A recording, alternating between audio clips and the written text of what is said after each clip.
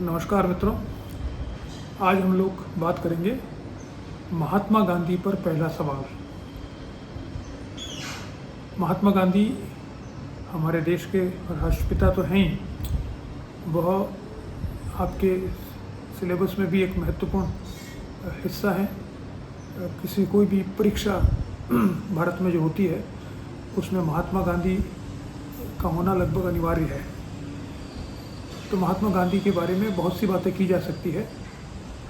उन्होंने स्वयं ने इतना कुछ लिखा है, लगभग 1.5 करोड़ शब्द उन्होंने लिखे हैं, तो उनकी बहुत से व्याख्या की जा सकती है। हज़ारों किताबें उस पर आ चुकी है और उनका लेखन का क्षेत्र भी बहुत विस्तृत है।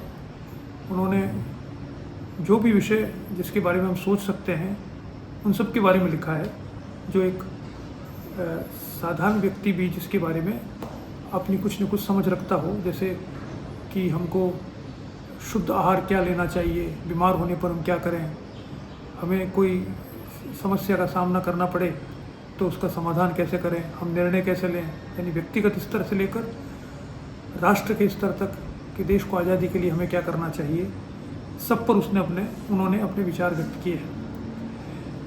तो जब आप इंटरव्यू देने जाते हैं, जब लिखित परीक्षा होती है तो वो अलग तरह से होती है। जब आप इंटरव्यू देने जाते हैं तो आपको पता होना चाहिए कि महात्मा गांधी पर किस प्रकार के सवाल पूछे जाएंगे, या अगर आप महात्मा गांधी का अध्ययन कर रहे हैं एक अध्ययनकर्ता के रूप में, तो आपको ये मालूम होना चाहिए कि उसकी सबसे पहला प्रश्न महात्मा गांधी पर क्या उठता है।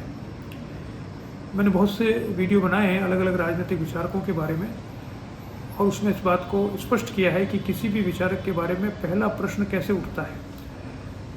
पहला प्रश्न किसी भी व्यक्ति के बारे में या विचारक के बारे में होता है उसकी पहचान के कारण, कि उसकी पहचान क्या है, what he stands for, why he is remembered, anybody.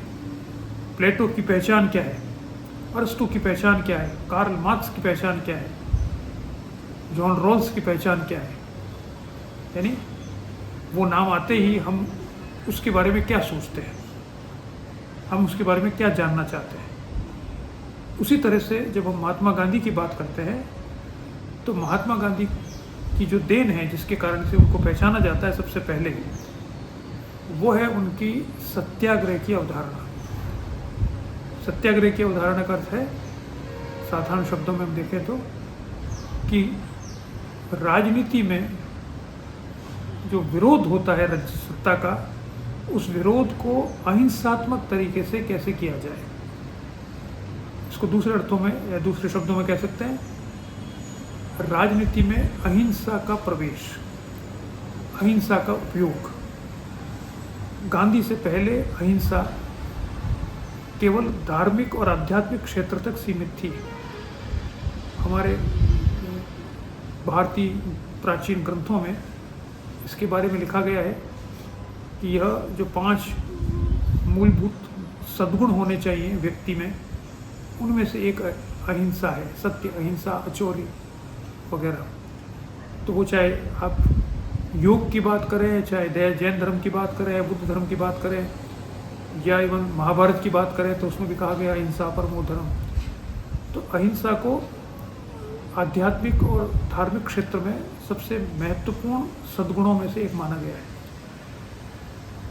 Mahatma Gandhi इतिहास के पहले ऐसे व्यक्ति हैं जिन्होंने एक राजनीतिक आंदोलन में, लंबे समय तक चलने वाले राजनीतिक आंदोलन में, सफलतापूर्वक चलने वाले राजनीतिक आंदोलन में अहिंसा का समुचित उपयोग किया है, और इसके कारण से महात्मा गांधी को दुनिया भर में पहचाना जाता है। इस अहिंसा के प्रयोग को ही उन्होंने सत्याग्रह का नाम दिया, जब उन्होंने अपने आंदोलन को निष्क्रिय प्रतिरोध से अलग किया था।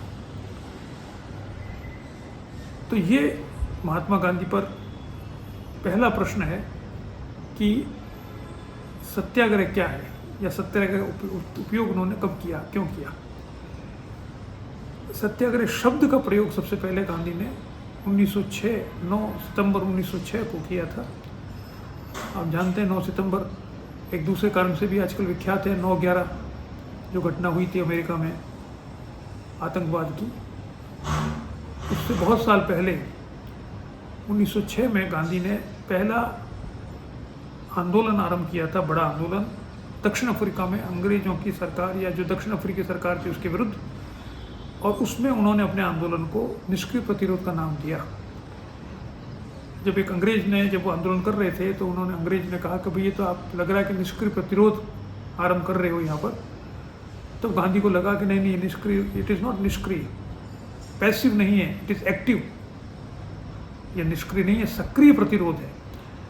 और इसलिए उस अपने आंदोलन को, जो उससे पहले प्रचलित आंदोलन थे इंग्लैंड में मुख्य रूप से, उनसे अलग करने के लिए उन्होंने अपने पत्र इंडियन ओपिनियन में एक प्रतियोगिता रखी कि जो हमारे इस आंदोलन का सही नाम बताएगा उसको पुरस्कार मिलेगा।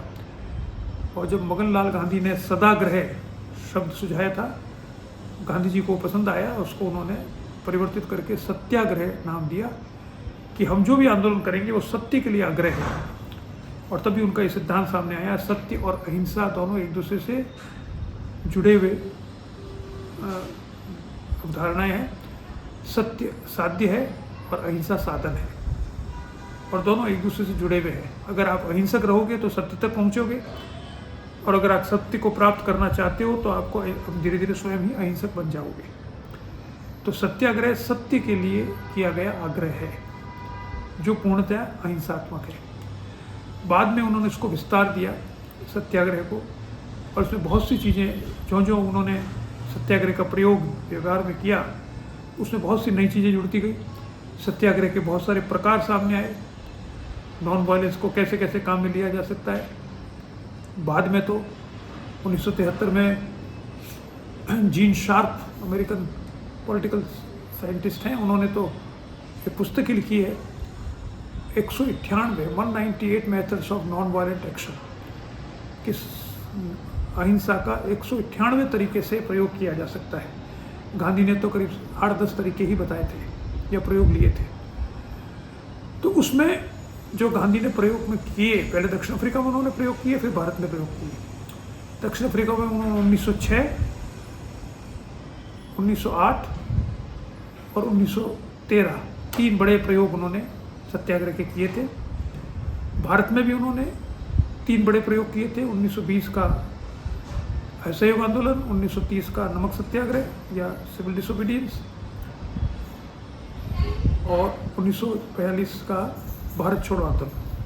इसके अलावा भी बहुत से सत्याग्रह के काम आंदोलन उन्होंने किए थे। लेकिन मूल बात यह है कि गांधी ने अहिंसा का सही प्रकार से प्रयोग राजनीतिक स्तर पर करके उसको सफलता की श्रेणी में ले गए, और इसलिए भारत की आज़ादी का जो श्रेय है सबसे अधिक वो महात्मा गांधी को दिया जाता है। 1920 से 1947 तक गांधी जी के नेतृत्व में राष्ट्रीय आंदोलन लड़ा गया था। तो इसलिए गांधी पर पहला सवाल उठता है वो है सत्याग्रह का। सत्याग्रह में बाद में गांधी जी ने सत्याग्रही कौन हो सकता है उसकी विशेषताएं बताई थी। उन्होंने महाव्रत बताए थे 11 जो आवश्यक हैं एक सत्याग्रही बनने के लिए। सत्याग्रह के प्रकार बताए थे, सत्याग्रह कितने तरह से के हो सकते हैं। उसमें धरना, घेराव, असहयोग, इसके अलावा ये सिविल डिसोबीडियंस, नागरिक अवज्ञा या बहिष्कार, स्वदेशी, ये सब उनके तरीके हैं अलग अलग तरह से जो सत्याग्रह के काम में आ सकते हैं। तो सत्याग्रह के प्रकार, सत्याग्रह की परिभाषा, सत्याग्रह के प्रयोग और सत्याग्रह को दुराग्रह और निष्क्रिय प्रतिरोध से अलग करना, ये सब गांधी जी की देन है। और इसके बाद में गांधी जी के मृत्यु के पश्चात भी पूरी दुनिया में धीरे धीरे ये सत्ता का विरोध करने का एक तरीका स्वीकार्य होता गया। और हम बहुत से दुनिया के बहुत से जगह पर जो आंदोलन हुए जिन्हें अहिंसक आंदोलन माना जाता है, उससे बड़े बड़े परिवर्तन हुए, उन सब का श्रेय गांधी जी की जो शिक्षण था उसी को दिया जाता है। और जो आंदोलन करने वाले लोग थे उन्होंने भी इसको स्वीकार किया है, चाहे वो मार्टिन लूथर किंग जूनियर हो, चाहे नेल्सन मंडेला हो या कोई और हो। तो इस कारण से जब हम गांधी जी के बारे में बात करते हैं तो गांधी जी पर पहला प्रश्न जो उठता है वो है उनके सत्याग्रह संबंधी विचार और सत्याग्रह संबंधी कार्य। इसी से गांधी लोकप्रिय हुए, और जब लोकप्रिय हुए, सेलिब्रिटी बने, तो उसके बाद में तो गांधी जी की बहुत सी जो बातें हैं उन पर शोध होने लगी, उनको लोग फॉलो करने लगे। लेकिन जो आधार है गांधी जी का, जिसके कारण से गांधी जी नोन है, जाने जाते हैं दुनिया में और जाने जाते रहेंगे, जिसके बारे में आइंस्टीन ने कहा था कि आने वाली शताब्दियों में लोग मुश्किल से विश्वास करेंगे कि हार्ड मास का ऐसा व्यक्ति धरती पर चला था। तो उनके सोच और उनके कृत्य में बिल्कुल अंतर नहीं था, इसलिए वो एक महान व्यक्ति बने। और उन पर पहला प्रश्न यही उठता है कि उन्होंने अहिंसा का प्रयोग किस प्रकार से किया, अहिंसा क्या थी। और राजनीतिक शब्दावली में देखें तो उसी को कहते हैं हम कि सत्याग्रह की अवधारणा उनकी क्या है। ठीक है, चलिए, नमस्कार।